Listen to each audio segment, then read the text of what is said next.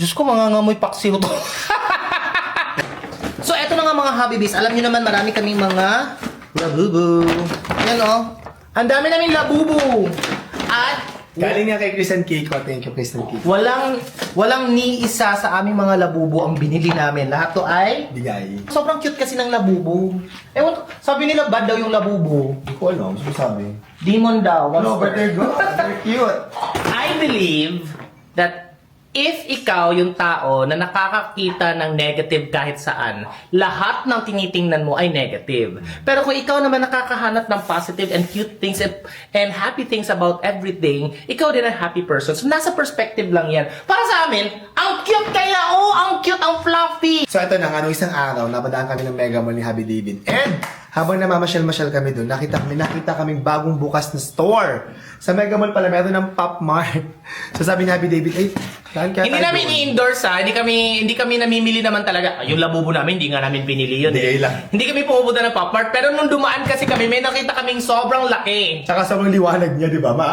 Ma-attract ka talagang pumasok. Diba? Oo, tapos nung pagpasok natin, nakita natin sobrang cute. Eto na nga, mag-unbox kami. So napabili kami ng wala sa oras. Hindi plinano, wala kami planong bumili. Ang dapat mag-window, ano lang kami shopping. Window doon. shopping lang, pero napabili. Pero At napabili not kami. just one, but Dalawa. two. Kasi ang ganda, nakita na ko. Pero hindi ko alam kung saan natin ilalagay. Laki talaga nito. So buksan na natin ngayon. Tingnan natin kung ano mga binili natin. Let's do the first one. Okay, muna una. Ito, meron siyang pa-freebie na. Ayan, may free siya na eco bag. Ay, ang ganda ng eco bag ha. Ang ganda. So, ayan guys. Yan. Yeah. Nandito pala, Zimomo original. Momo! Di ba Momo Monster? Pero meron dito meron pala itong history. This is a mysterious Nordic forest. Di ba sa Europe yung Nordic? Nordic, oh. Inhabited by a group of funniest and happiest treasure elves. Oh. I came to this place, luckily found its stone monument. It say only the brave get there, and you are one of them. Yay! Yeah, only the brave daw. Ang brave kami. Ayan, wait lang. Sorry. Ayun, oh my God. Sige na, wait lang. After opening the box, there's another box, and then another box. Tingnan kanya siguro. Authenticity certificate. Maybe. 1, 2, 3, go na. Meron pa, another box na naman. And ito na, finally. Yeah! Ang Ganda. cute! Ang laki!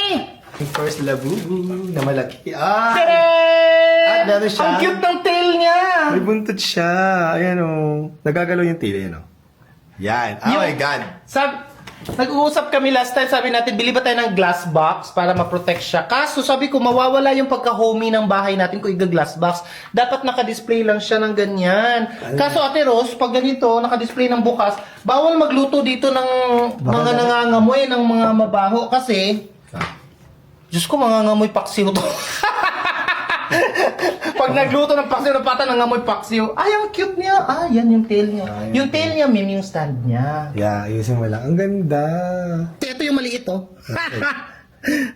Ito ba yung maliit? Parang mas light yung kulay. Ito yung ano, secret na labubu. Wala tayong gandang kulay. Totoo. Yan yung Oo. secret. Ang ganda. Ang first. Ayan, ating first labubu. Tiya ha, bawal magluto ng Paksiw. paksiw o ng tuyo dito. Mangangamoy tuyo siya. Cute! Ayan, at ngayon naman, isa din ako sa pangalawa. Buksan natin yung pangalawang labubu. Pangalawang labubu. Up. At meron din siyang free eco bag. Dalawa na yung free na eco bag natin ha. Ganito. Angel in Clouds. Angel, ibig sabihin, Anghel. Anghel, may pakpak siya. So tingnan natin. Like all human beings are flawed, angels don't have to be perfect.